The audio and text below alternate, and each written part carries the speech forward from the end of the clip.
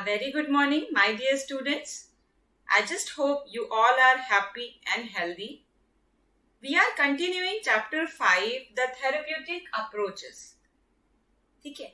And in previous few videos, we understand the concept of psychotherapy, the aims of psychotherapy, therapeutic alliance, or you can say the therapeutic relationship between the client and the therapist. After that, we understand the three major therapies, the psychodynamic, behavioral and the humanistic existential in a 6 parameter. ठीक है, 6 parameters के basis पे हमने इन 3 basic therapies को compare किया था, जिसमें 6 dimension 6 parameters थे. After that, we start a major therapies. First of all, psychodynamic therapies in detail. After that, the behavioral therapy, that's different techniques of behavioral therapy in detail. And after that, the humanistic and existential therapy, we also had done this also. And our next therapy is the biomedical therapy. Okay. In just previous video, we understand the humanistic and existential therapy, basically the Gestalt therapy, logotherapy, and the client-centered therapy, which is given by the Carl Rogers. And today we are discussing about the biomedical therapy, which is the last therapy of the chapter 5. ठीक है, chapter 5 की ये last therapy है. After that, we are discussing some factors. ठीक है, कुछ factors हैं जो कि कंट्रीब्यूट करते हैं हमारी हीलिंग में. ओवरऑल थेरेपी के थ्रू जो क्लाइंट है वो कितना हील करेगा, कितना उसके सिम्टम्स में सिम्टम्स उसके डिक्रीज होंगे, वो कितना इफेक्टिवली थेरेपी से मतलब हील कर पाएगा, ये डिसाइड करते हैं. कुछ फ्यू फैक्टर्स होते हैं बेसिकली. ठीक है, so in this point we understand the factors which are contributing to healing in psychotherapy. And in the next section of this video, we understand the ethics in psychotherapy. What are the 4 to 5 points हैं जिसमें वो ethics explain करते हैं कि psychotherapy के duration में हमें कौन कौन सी चीजों को follow करना चाहिए, क्या law and order कहता है, क्या हमारे rules and regulations बताते हैं, वो है ethics. ठीक है, so ये 3 point है जो आज हम discuss करेंगे. So first of all, our major topic is the biomedical therapy. As the name suggests, biomedical. That means this term is basically derived from the medicine field, medical field. ठीक है, a person who is known as the psychiatrist. ठीक है, एक person होता है, एक individual होता है, who is the जिसे हम क्या कहते हैं, psychiatrist कहते हैं. ठीक है, a person who have a MBBS degree, who is trained in a prescribing drugs. ठीक है, एक वो MBBS, उसके पास MBBS डिग्री रहती है.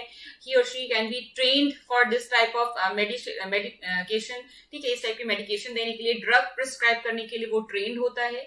So when we assess that, when we see that the client is not मतलब क्लाइंट को relief नहीं मिल रहा है, client is not treated by the previous few therapies. ठीक है, psychodynamic, behavioural and humanistic existential के थ्रू जब हम देखते हैं कि क्लाइंट हील नहीं कर रहा है, उसकी ट्रीटमेंट उसके थ्रू नहीं इफेक्टिवली हो सकती है, वो सारी थेरेपी, सारी टेक्निक्स इनइफेक्टिव हो जाती हैं, then in the last step जो हमारे पास कोई ऑप्शन नहीं बचता है, वी यूज मेडिकेशन. ठीक है, कुछ ड्रग्स हैं, कुछ पिल्स हैं जिन्हें हम प्रिस्क्राइब करते हैं.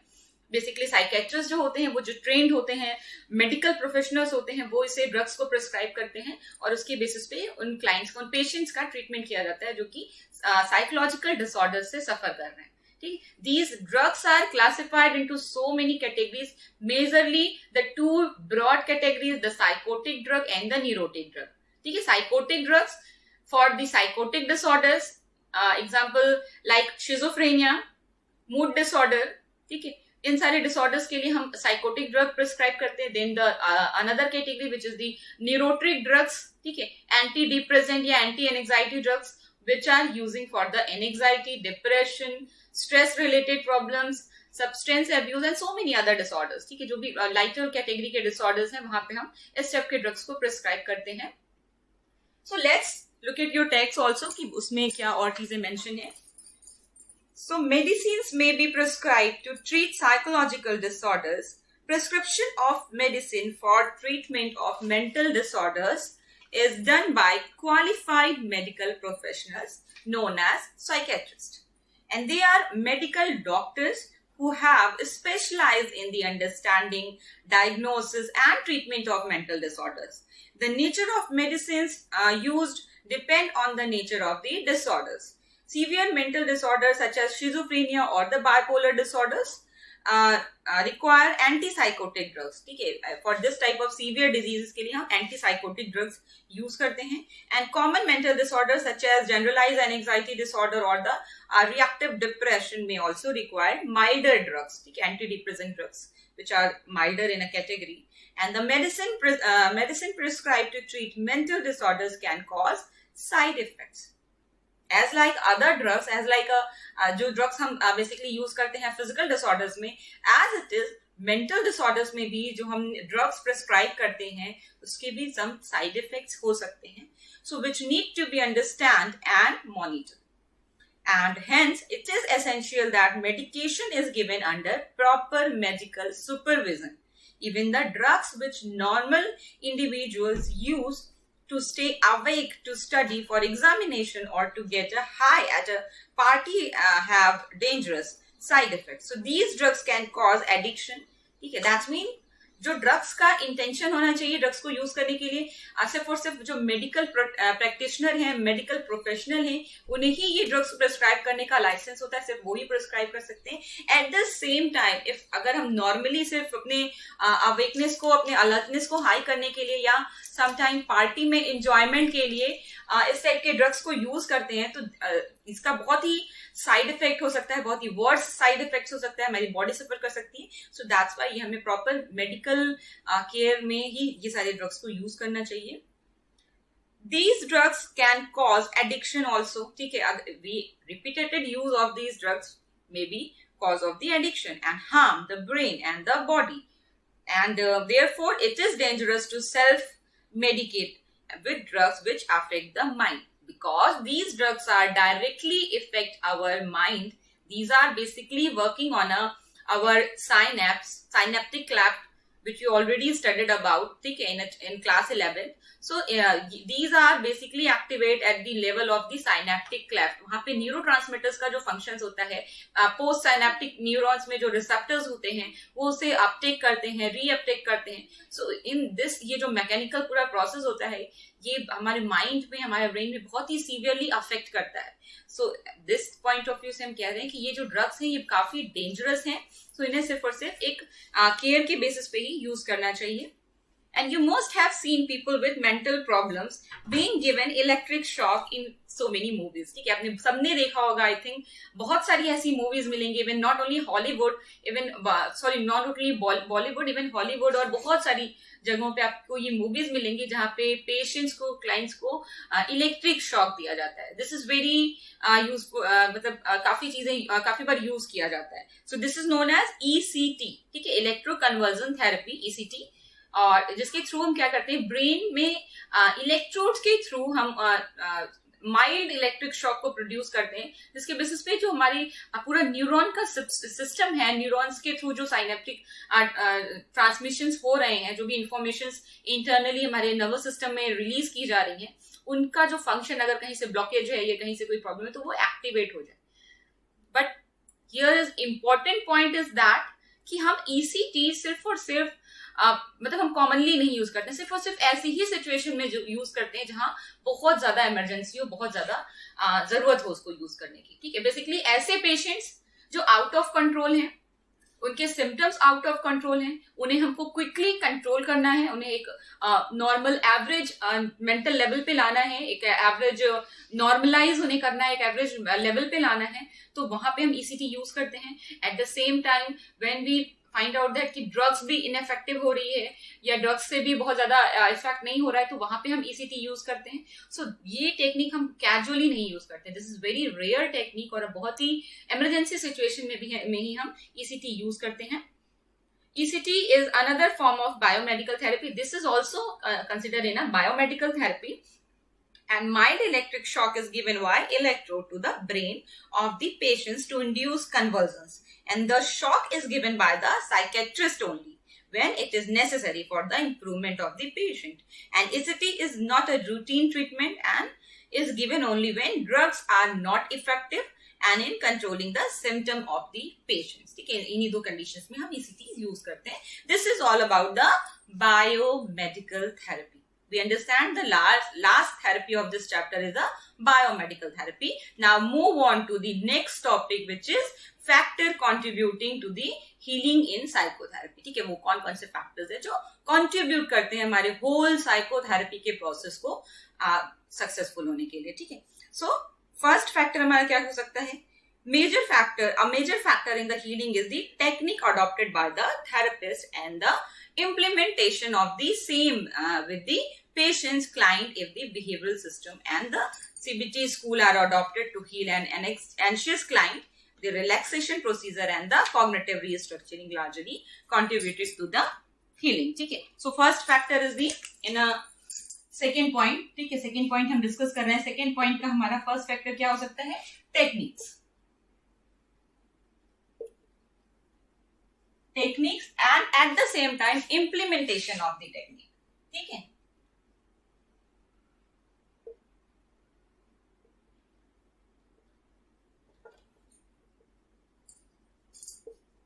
implementation of the technique. So here important point is that कि whenever we select the technique, first of all हमें क्या करना होता है? हमें डायग्नोसिस प्रॉपर करनी होती है. ठीक है, क्लाइंट की प्रॉब्लम को जब हम अच्छे से अंडरस्टैंड कर पाते हैं and on the basis of clients problem हम टेक्निक और थेरेपी सेलेक्ट करते हैं. सो ये हमारी साइकोथेरेपी जो थेरेपिस्ट है उसकी क्वालिटी होती है. ठीक है, वो जब ब्रॉडर वे में सारी थेरेपीज को अच्छे से अंडरस्टैंड कर लेगा, ओनली देन वो एबल हो जाएगा इस चीज के लिए कि वो सेलेक्ट कर पाए एप्रोप्रिएट प्रॉब्लम के लिए, मतलब किसी भी प्रॉब्लम के लिए एक एप्रोप्रिएट टेक्निक्स को सेलेक्ट कर पाए. At the same time technique as a name suggest technical चीजें हैं तो डेफिनेटली एक स्ट्रिक्ट प्रोसेस होता है, कुछ रिटन वे में चीजें मेंशन होती हैं, तो हमें उस प्रोसेस को एग्जैक्टली उसी वे में फॉलो करना होता है. This is the implementation. ठीक है, सपोज हमने टेक्निक तो सेलेक्ट कर ली, एप्रोप्रिएट टेक्निक सेलेक्ट की, but at the same time हमारा जो इम्प्लीमेंटेशन है उसमें कुछ फॉल्ट्स रह जा रहे हैं. ठीक है, हम एग्जैक्ट वे में इंप्लीमेंट नहीं कर पा रहे हैं, कुछ टेक्निकल इश्यूज रह जा रहे हैं. सो वो भी हमारे जो रिजल्ट आ रहा है, मतलब आउटकम ऑफ द साइकोथेरेपी, उससे इफेक्ट कर रहा है. So this is the one major point, one major factor जो कि कंट्रीब्यूट करता है कि if we select appropriate technique for treatment for a particular problem. ठीक है, प्रॉब्लम के अकॉर्डिंग हम टेक्निक सेलेक्ट करेंगे. एट द सेम टाइम हम टेक्निक को एज इट इज अप्लाई करेंगे, एक जो प्रोसीजर है उसका जो उसे हम एज इट इज फॉलो करेंगे, उसका इम्प्लीमेंटेशन इफेक्टिव वे में करेंगे. ओनली देन हम ये अज्यूम कर सकते हैं, ये एक्सपेक्ट कर सकते हैं कि हमारी जो साइकोथेरेपी का प्रोसेस होगा वो इफेक्टिव होगा और हमें एक अच्छा आउटकम मिलेगा जो हमारा ऑब्जेक्टिव है. ठीक है, now move on to second. This is the therapeutic alliance. So second point is therapeutic alliance. ठीक है, सेकेंड पॉइंट क्या है हमारा? थेरेप्यूटिक अलायंस, और you can say the relationship, therapeutic relationship. ठीक है, थेरेप्यूटिक रिलेशनशिप दैट मीन जो client और थेरेपिस्ट के बीच का जो इंटरपर्सनल रिलेशनशिप होता है, this is known as therapeutic relationship. This is very important because in the first step when we are in a diagnosis process, ठीक है, जब हम diagnosis process में है, we understand the problem and the causes behind it, then उस time पे हमारा therapeutic alliance बहुत मेजर रोल प्ले करता है. जब क्लाइंट एक ऐसी स्टेट में हमारे पास एंटर करता है, हमारे सेशन में आता है, जब वो बहुत ही ज्यादा डिस्ट्रेस फील कर रहा है, वो इमोशनली डिस्टर्ब है एंड सपोज वो बहुत हाई मूड में है या बहुत ही लो है, बहुत ज्यादा डिप्रेस फील कर रहा है, एंशियस फील कर रहा है. सो इस टाइम पे हमें उससे ट्रस्ट दिलाना पड़ता है, हमें उसका ट्रस्ट गेन करना पड़ता है ताकि वो अपने प्रॉब्लम्स को without hesitation, without any fear freely express कर पाए, फ्रीली शेयर कर पाए हमसे. ठीक है, सो इस पॉइंट पे हम क्लाइंट का ट्रस्ट गेन करते हैं, एट द सेम टाइम उसको एक कंफर्टेबल नॉर्मलाइज लेवल पे लाते हैं, जैसे जिसमें वो एक इमोशनली स्टेबल इंडिविजुअल बने और अपने फीलिंग्स को इफेक्टिवली हमारे सामने एक्सप्रेस करे, ताकि हम उसकी प्रॉब्लम को डायग्नोज करने में, उसकी जो प्रॉब्लम है उसे फाइंड आउट करने के लिए हम उसे अंडरस्टैंड कर पाए और उसके बेसिस पे उसका ट्रीटमेंट इफेक्टिवली कर पाए. सो इस पॉइंट पे ये बहुत जरूरी है. अगर हमारा थेरेप्यूटिक अलायंस में कुछ हमसे ऐसा हो जाता है कि हमारा जो क्लाइंट है वो हम पे ट्रस्ट नहीं करता, if we can not gaining the trust of the client, then definitely हम इसी स्टेप पे फेल हो जाते हैं और ये एक ऐसा फैक्टर है फिर हमारी पूरी थेरेपी इनइफेक्टिव हो जाएगी और एट द लास्ट हमें कोई भी हमारा जो ऑब्जेक्टिव है वो फुलफिल नहीं हो पाएगा. ठीक है। तो इस पॉइंट पे हम ये एक ऐसा मेजर फैक्टर है जिसकी वजह से अगर हम यहाँ इंपॉर्टेंट रिलेशनशिप हमारी नहीं बनी, इफेक्टिव नहीं बनी, तो हमारा पूरा थेरेपी का प्रोसेस इन्फ्लुएंस होगा और हमारा जो एम था हीलिंग वो नहीं हो पाएगा इफेक्टिव वे में. So this is the second point. Now move on to next, which is at the outset of therapy, while the patient client is being interviewed in the initial session to understand the nature of the problem, and he or she unburdens the emotional problems being faced. This process of emotional unburdening and is known as catharsis, and it has healing properties. So the third point is catharsis. Catharsis, ठीक है. This is very new term. I think आप लोग के लिए this is very new term and I think most of people इसकी meaning नहीं समझते होंगे. कैथारसिस दैट्स मीन एक स्टेट जहां पे आप फ्रीली एक्सप्रेस कर पा रहे हो खुद को, अनबर्डन कर पा रहे हो. When you have something, आपके पास कोई ऐसा कुछ है, कुछ ऐसा पॉइंट है, कोई ऐसा राज है जिसे आप एक्सप्रेस नहीं कर पा रहे हो सोसाइटी के सामने, so definitely you are feeling burden. आपके अंदर कोई गिल्ट है, कोई शेम है, कुछ ऐसी चीजें आपने की हैं जो आप नहीं एक्सप्रेस कर पाते हो, जो आप टॉलरेट नहीं कर पा रहे हो कि how could I do this, ठीक है. तो उस सेंस में हम एक बर्डन फील करते हैं. वो प्रोसेस, जिस प्रोसेस के थ्रू क्लाइंट अपने बर्डन को ट्रांसफर कर दे रहा है या एक्सप्रेस कर दे रहा है, रिवील कर दे रहा है अपने अंदर से, this is known as catharsis. Catharsis में इमोशनल प्रॉब्लम्स जितनी हैं, इमोशनल कॉन्फ्लिक्ट्स जितने हैं, उसे हम एक्सप्रेस कर दे रहे हैं, रिवील कर दे रहे हैं in front of the therapist. So this is the process known as catharsis. This is again very important factors. अगर हम अपने आप को अनबर्डन नहीं करेंगे, क्लाइंट अगर फर्स्ट ऑफ ऑल हमने क्लाइंट का जब ट्रस्ट गेन कर लिया, एक अच्छा सा इंटरपर्सनल रिलेशनशिप मेंटेन किया, हमने रैपर फॉर्मेशन हो गया, आफ्टर दैट जब क्लाइंट हमसे अपनी प्रॉब्लम शेयर कर रहा है, अपने आप को एक्सप्रेस कर रहा है हमारे सामने, रिवील कर रहा है अपनी सारी इंट्रासाइकिक कॉन्फ्लिक्ट्स को, अपनी सारे जो भी उसके अनकॉन्शियस में है, जो भी चीजें उसके पास हैं, तो उसे जब वो रिवील कर रहा है, तो उस प्रोसेस में उसको इमोशनल अनबर्डन होना बहुत इंपॉर्टेंट है. अगर वो सिर्फ टेक्निकली सारी चीजें शेयर कर रहा है, लॉजिकली कर रहा है, दैट्स मीन वो कहीं ना कहीं बैरियर क्रिएट कर रहा है अपने माइंड में. तो उसका इमोशनल होना बहुत इंपॉर्टेंट है यहाँ पे. वो इमोशनली अपने आप को अनबर्डन करे, ठीक है, एक फ्लो में आए इमोशन की, इमोशनली अपनी सारी बातें रखते, डेफिनेटली आफ्टर दैट वो रिलीफ फील करेगा. So this is very important factor. Now move on to the next, which is there are several non-specific factors associated with the psychotherapy. Some of these factors are attributed to the patient's client and some of the therapist. So these factors are called non-specific because they occur across different systems of psychotherapy and across different client, patients and different therapies. So non-specific factors attributable to the client and client are motivated for change and expectation of improvement due to the treatment, etc. So these are called patient variables and non-specific factors attributable to the therapist are positive nature, absence of unresolvable emotions, emotional conflict, and presence of good mental health, etc. So these are called therapist variable or therapeutic approaches. Okay.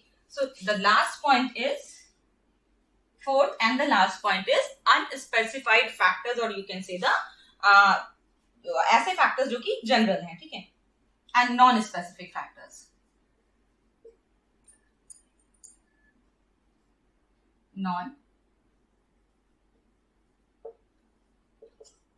Non-specific factors, ठीक है. Non-specific factors ऐसे factors जो specified नहीं है, ठीक है, but बहुत सारे ऐसे फैक्टर्स हो सकते हैं जो हमारे पूरे थेरेपी के प्रोसेस को इफेक्टिव करते हैं, पे इफेक्ट डालते हैं. एट द सेम टाइम ये हमारे जो हीलिंग, जो हमारा मेन ऑब्जेक्टिव है थेरेपी से, जो हमारा आउटकम है, उसे इफेक्टेड कर देते हैं और आउटकम हमारा बहुत प्रॉपर नहीं आ पाता है due to these factors. So basically these are classified into two type, the patient variable and the therapist variable. Patient, or you can say the client variable,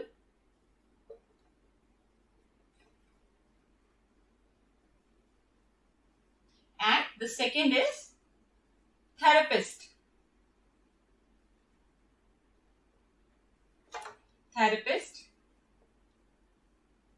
variable. दो हो सकते हैं. First of all patient variable. Patient variable में क्या हो सकते हैं? Patient variable में फॉर एग्जांपल मोटिवेशन, ठीक है, और क्लाइंट का जो मोटिवेशन है और इसके साथ साथ उसका जो एक्सपेक्टेशन है इम्प्रूवमेंट का, वो ये सारे फैक्टर्स हो जाते हैं. ट्रीटमेंट का प्रोसेस में वो कितना इन्वॉल्व है, these are factors related to the patients. Then the therapist का क्या क्या हो सकता है, जो कि क्या क्या वेरिएबल्स हो सकते हैं. For example positive nature, eight the same time conflict, presence of good mental health, and these are basically the factors which are related to the therapist. The personality of the therapist, the you can say the emotional conflict therapist का, so ये सारे इस point में आ जाएंगे. So these are 4 points which explain the factors contributing to healing in psychotherapy. Now move on to the next topic which is ethics in psychotherapy. ठीक है, हमारा third point जो है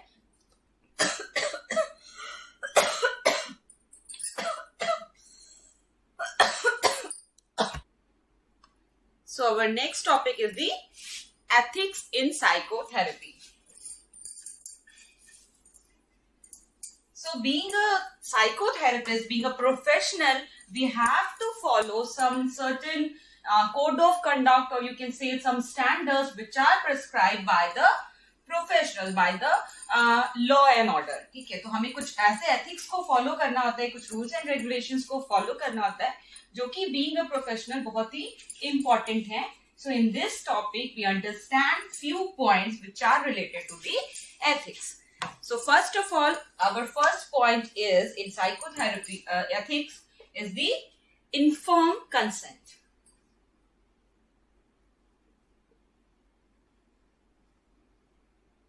Informed consent. ठीक है.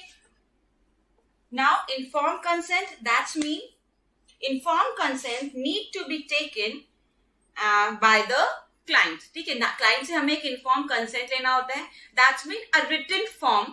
ठीक है, थेरेपिस्ट के पास जब कोई क्लाइंट ट्रीटमेंट के लिए आता है तो उसके पास एक रिटन वे में एक फॉर्म होता है जिसे वो क्लाइंट या इन्फॉर्मेंट जो होते हैं, जो क्लाइंट के कह सकते हैं पेरेंट्स या जो भी केयर गिवर्स है, उनसे वो फिल कराता है. आपने अगर फिजिकल डिसऑर्डर्स के कॉन्सेप्ट में भी देखा होगा तो आपने देखा होगा कि जब कोई सर्जरी होने वाली होती है किसी इंडिविजुअल की, तो बिफोर सर्जरी सभी हॉस्पिटल्स वाले, सभी जो कि डॉक्टर्स एक प्रिस्क्राइब फॉर्म देते हैं जिसमें कुछ पॉइंट्स, कुछ चीजें मेंशन होती हैं और उस पेशेंट को या पेशेंट के जो भी रिलेटिव्स हैं, जो भी उसके केयर गिवर्स हैं, उन्हें उसे साइन करना होता है. आफ्टर दैट वो ट्रीटमेंट के लिए उसे ले जाते हैं. सो एज इट इज यहाँ पे भी in psychotherapy, because this is also therapeutic process, यहाँ पे भी हम ट्रीटमेंट कर रहे हैं, ट्रीटमेंट मोडालिटीज को यूज कर रहे हैं. सो यहाँ पे भी हम एक इन्फॉर्म कंसेंट देते हैं, हम क्लाइंट को इन्फॉर्म करते हैं इन अ रिटन वे कि आपके साथ क्या होने वाला है. आप एक थेरेपी में एंटर कर रहे हो, हम आपके बिहेवियर में कुछ मॉडिफिकेशंस करेंगे. वी यू कैन से हम जो कि कुछ ऐसी इनिशिएटिव चीजें करेंगे जिसकी बेसिस पे आपके थॉट्स, आपके बिहेवियर्स में कुछ चेंजेस आएंगे, आपके इमोशनल लेवल पे कुछ चेंजेस आएंगे. तो हम इस तरह का कोई भी चीज इंटरवेनिंग प्रोग्राम्स अप्लाई करेंगे आपके साथ. सो ये सारी चीजों को हमें जब ऑलरेडी क्लाइंट को इन्फॉर्म करना होता है इन अ रिटन वे और उससे उसकी परमिशन लेनी होती है, so this is known as inform consent. So ये मस्ट है कि हर साइकोथेरेपिस्ट जब भी वो प्रैक्टिस में है, वो प्रैक्टिशनर है, so before starting any therapy वो क्लाइंट को, पेशेंट को इन्फॉर्म कंसेंट साइन कराए उससे और उसे इन्फॉर्म करे कि हम आपके साथ ये थेरेपी अप्लाई करने वाले हैं फॉर योर बेनिफिट. ठीक है, आपके वेलफेयर के लिए, आपके बेनिफिट के लिए हम कुछ थेरेपीज अप्लाई करने वाले हैं. This is first point. Second is very important, confidentiality.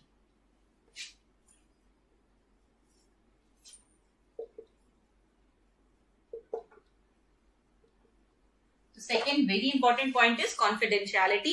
That's mean client trust करके थेरेपिस्ट पे, ठीक है, क्लाइंट जब थेरेपिस्ट पे ब्लाइंडली ट्रस्ट कर रहा है और अपने आप को रिवील कर दे रहा है, टोटली एक्सप्रेस कर रहा है अपने सारे कॉन्फ्लिक्ट, सारे इमोशनल बर्डन्स, सारी जो भी प्रॉब्लम्स हैं उसकी, वो अपना सारी नीड्स, अपने सारी मोटिवेशंस को शेयर कर रहा है आपके साथ. So definitely being a therapist आपकी ये रिस्पॉन्सिबिलिटी है कि आप उसके प्राइवेट मैटर को, जो आप उसने आपसे शेयर किया, उसे आप कॉन्फिडेंशियल रखो. ठीक है, और उसे आप किसी से भी लीक ना करो, शेयर ना करो.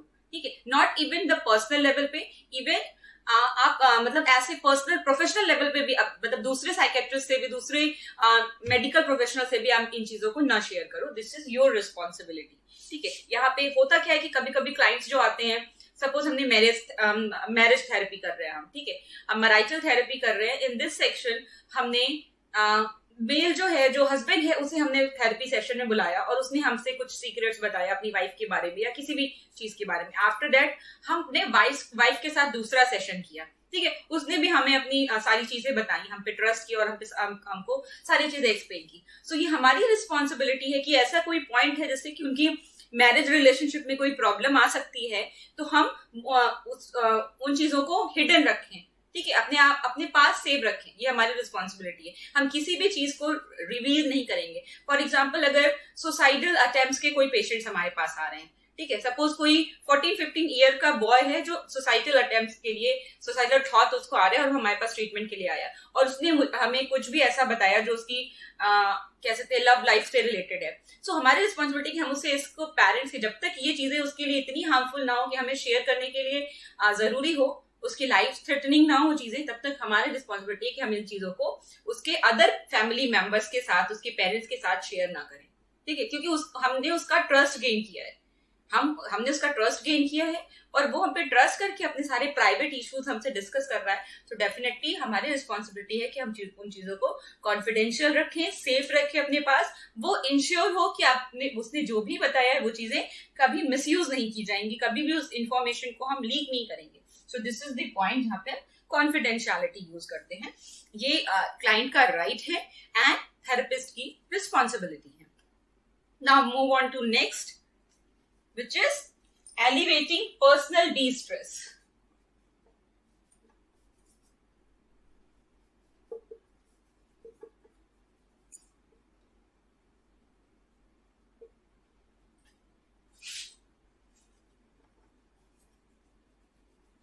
ठीक है. Alleviating personal de-stress, that means जब भी हम कोई थेरेपी इंट्रोड्यूस कर रहे हैं क्लाइंट हमारे सामने और हम उसके साथ कोई भी इंटरवेंशन प्रोग्राम ऑर्गेनाइज कर रहे हैं, सो डेफिनेटली हमारा जो एम, जो ऑब्जेक्टिव होना चाहिए वो क्लाइंट के डी स्ट्रेस लेवल को डिक्रीज करना होना चाहिए, ना कि उसे इंक्रीज करना.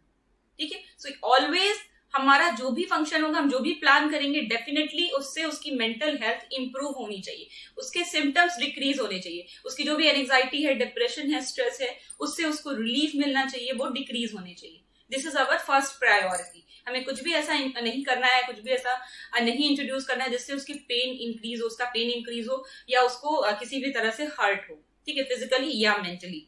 सो यहाँ पे हमारा क्या ऑब्जेक्टिव होता है, क्लाइंट जिस चीजों से सफर कर रहा है उसे हमें उसको temporary at the same time permanent भी, ठीक है, स्टार्टिंग में टेम्परेरी रिलीफ उसको दिलाएं and after that over a long period of time, prolong जो कि पर्सपेक्टिव में हम उससे परमानेंट रिलीफ दिलाएं उस प्रॉब्लम से, उस डिस्ट्रेस से, उस सफरिंग से जो कि क्लाइंट सफर कर रहा है. So this is the third point.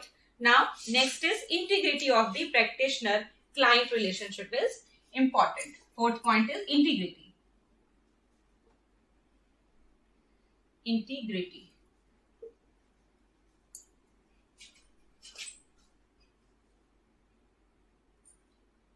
of the client and therapist relationship.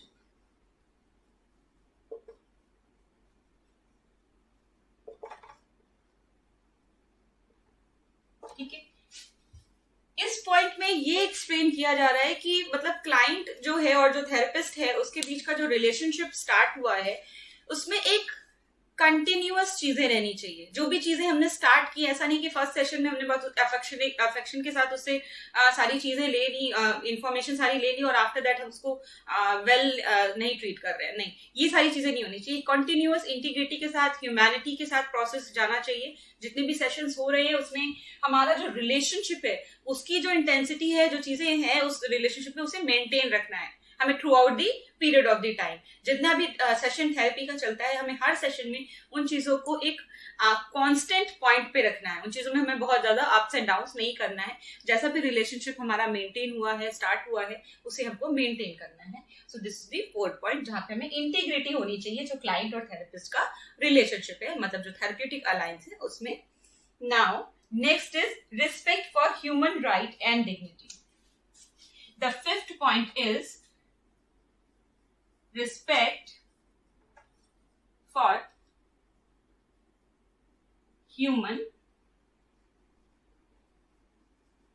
rights and dignity. This is the next point, respect for human rights and dignity.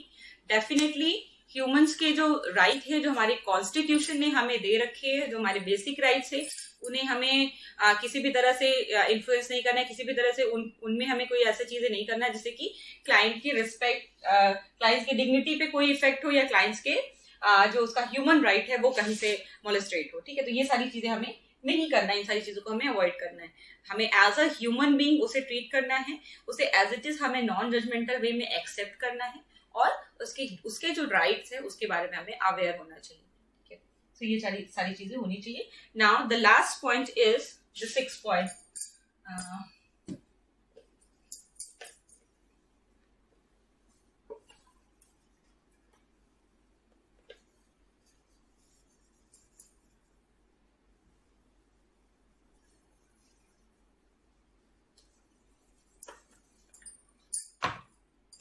So in 6th point, professional competencies and skills are essential.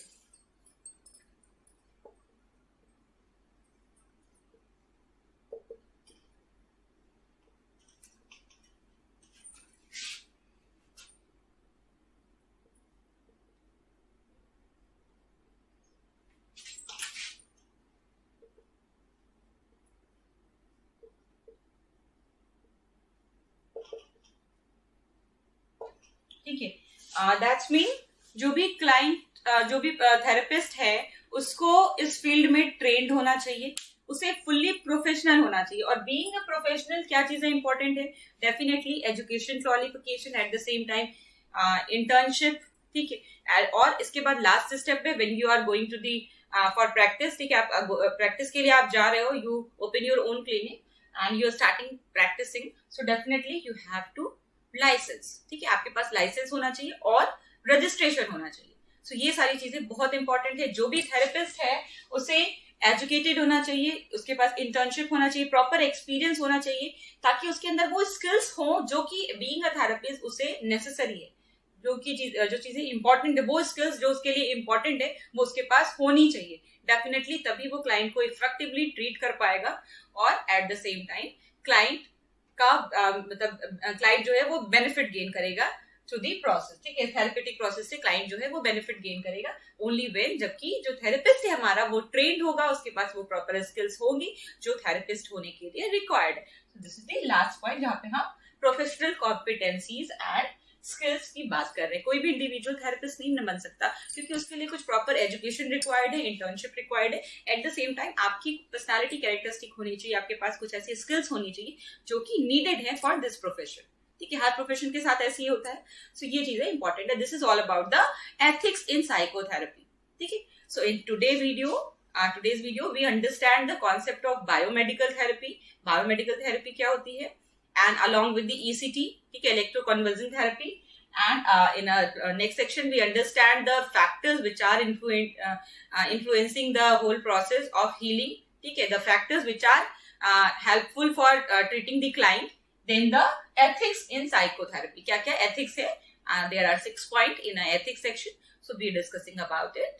Okay, this is all about today. Thank you so much, class. In next section we understand the alternative therapy. We will be discuss about the alternative therapies, which are the next point in this chapters. Thank you so much, class.